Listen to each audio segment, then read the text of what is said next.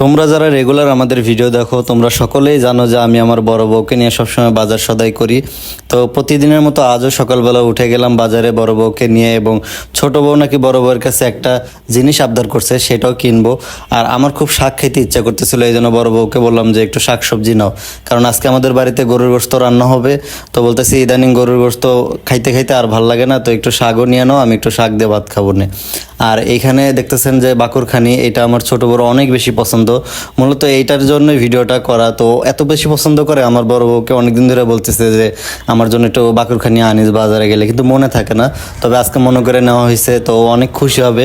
তো ওকে একটু সারপ্রাইজ দেবো। আপনারা সকলেই দেখেন যে সারপ্রাইজটা দেওয়ার পরে ও কেমন খুশি হয়। তো আমি দরজায় নক করলাম, যে দেখি দরজা খুলতেছে, ও বাসায় একা একা আছে, মানে আমার ছেলে আর ওকে রেখে গেছি আমি আর আমার বউ বাজারে।